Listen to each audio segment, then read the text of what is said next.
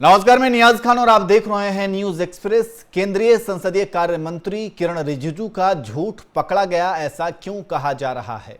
दरअसल किरण रिजिजू का एक बयान आया, दिल्ली के जंतर मंतर पर जो लाठीचार्ज हुआ छात्र आंदोलन के दौरान, उसे लेकर के एक बयान आया और किरण रिजिजू ने कहा कि किसी भी छात्र को कोई भी चोट नहीं लगी है, कोई भी छात्र गंभीर रूप से घायल नहीं है, कोई भी छात्र अस्पताल में भर्ती नहीं है, किसी की भी हड्डी नहीं टूटी है। इस तरीके के बयान संसदीय कार्य मंत्री किरण रिजिजू की तरफ से आया, लेकिन सच्चाई कुछ और है। सच्चाई आप तस्वीरों पर भी देख सकते हैं। सच्चाई किस तरीके से जंतर मंतर पर लाठीचार्ज हुआ, यहां तक कि पैलेट गन भी चलाया गया और इसका खुलासा भी हुआ।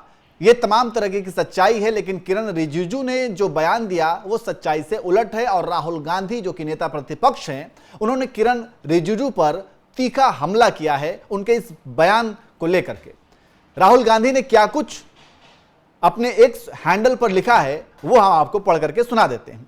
राहुल गांधी ने लिखा कि मोदी सरकार के मंत्री कह रहे हैं कि दिल्ली पुलिस की तारीफ करनी चाहिए। संसद से आधा किलोमीटर दूर शांतिपूर्ण छात्रों पर पैलेट गन चली, कील लगी, लाठियां चली, एक बच्चे की आंख चली गई, एक बच्ची का कान कट गया। इस बर्बरता की तारीफ करनी चाहिए। मैं खुद उन घायल बच्चों से मिला हूं, हजारों वीडियो देश ने देखे हैं। इस सरकार का मूल मंत्र ही असत्य और हिंसा है। पहले बच्चों पर लाठी चलाओ, फिर बोल दो कि कुछ हुआ ही नहीं। पूरे सत्र लापता अमित शाह विपक्ष से भागते रहे और प्रधानमंत्री ने आज तक छात्रों से माफी नहीं मांगी। सच्चाई यह है कि इस देश के लिए सबसे बड़ा खतरा यही दिमाग से खाली लोग हैं, जिन्हें ना ही अपनी गलती दिखती है और ना दिखने पर मानते नहीं। देश के बच्चों से झूठ मत बोलिए, उनके पास आंखें हैं और याददाश्त भी है। इस तरीके की बातें जो हैं वो राहुल गांधी के द्वारा कही गई हैं। तो आप समझ सकते हैं कि किरण रिजिजू जो कि ये कह रहे हैं कि कोई भी लाठीचार्ज में घायल नहीं हुआ, गंभीर रूप से कोई भी अस्पताल में नहीं गया, किसी की हड्डी नहीं टूटी, इस दावे में कितनी सच्चाई है। इसके अलावा अब हम एक आरटीआई की भी बात कर लेते हैं। टीएमसी के पूर्व सांसद साकेत गोखले की आरटीआई के जवाब में लेडी हार्डिंग अस्पताल में 9 और सफदरजंग ने एक घायल की पुष्टि की।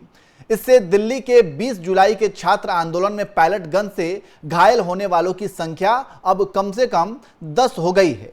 यानी कि अब टीएमसी के पूर्व सांसद साकेत गोखले ने जो आरटीआई डाला था, उस आरटीआई में भी अस्पतालों ने भी यह कह दिया कि हाँ, पैलेट गन में वहां पर छात्र घायल हुए थे और अब तक उन घायल छात्रों की संख्या 10 पहुंच गई है। इसके अलावा आपने तमाम तस्वीरें भी देखी होंगी कि किस तरीके से राहुल गांधी खुद उन छात्रों से मिले थे, जिनके पूरे शरीर पर कील लगे डंडे बरसाए गए थे, जिनकी एक आंख भी चली गई थी और पैलेट गन से कई सारे घायल हुए थे, अस्पताल में भर्ती थे।